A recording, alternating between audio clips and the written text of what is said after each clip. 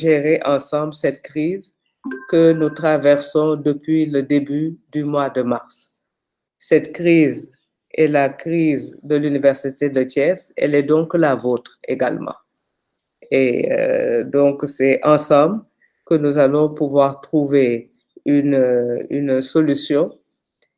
Pour ce qui concerne l'administration, nous avons trouvé la solution. Nous sommes d'emblée installés dès le début de la crise dans le télétravail. Nous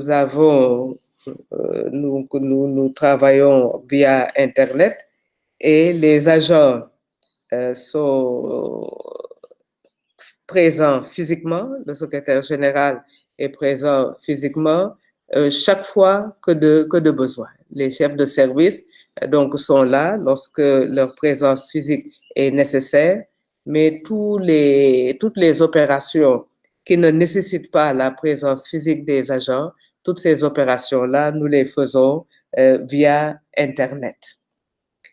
Vous savez que lors du Conseil des ministres du 6 mai donc 2020, le président de la République a invité le ministre de l'Enseignement supérieur, de la Recherche et de l'Innovation. Il l'a invité à finaliser avec l'ensemble des acteurs de la communauté universitaire les modalités pratiques de reprise progressive des enseignements dans le respect strict des règles sanitaires. Donc, c'est ce qui m'a conduite à initier plusieurs réunions, plusieurs rencontres avec les différentes composantes de la communauté. Nous avons rencontré les directeurs d'établissement dans le cadre du conseil de gestion. Nous avons rencontré les syndicats, les partenaires sociaux. Pour les syndicats pairs, la réunion n'a pas pu se tenir. Nous avons rencontré l'amicale des étudiants et lundi dernier, nous avons tenu un conseil académique. Et donc, il est normal que vous, en tant que partie prenante de l'université, que nous puissions également nous rencontrer.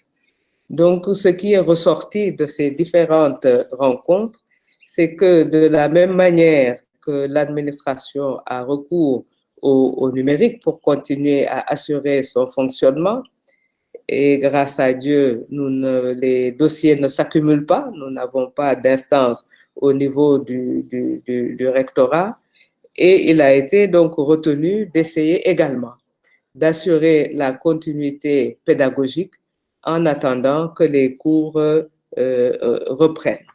Mais comme nous le disions la dernière fois, le recours au numérique, je pense qu'il ne sera pas une simple parenthèse et que cette crise va nous conduire à peut-être intégrer davantage le virtuel, l'enseignement à distance, le numérique dans nos activités. Je voulais rappeler d'ailleurs à ce propos au moins deux choses, ou plutôt trois choses. La première chose, ce sont les décisions présidentielles de 2013, à la suite de la concertation nationale sur l'avenir de l'enseignement supérieur au Sénégal. Vous vous souvenez de la deuxième décision présidentielle qui recommande d'intégrer le virtuel dans l'enseignement et de développer l'enseignement à distance. Je vais vous lire cette décision 2 qui dit développer l'enseignement à distance et encourager le personnel d'enseignement et de recherche à utiliser les technologies de l'information et de la communication. Je voudrais également rappeler que à la suite de la création du baccalauréat arabe, il avait été souligné que trois choses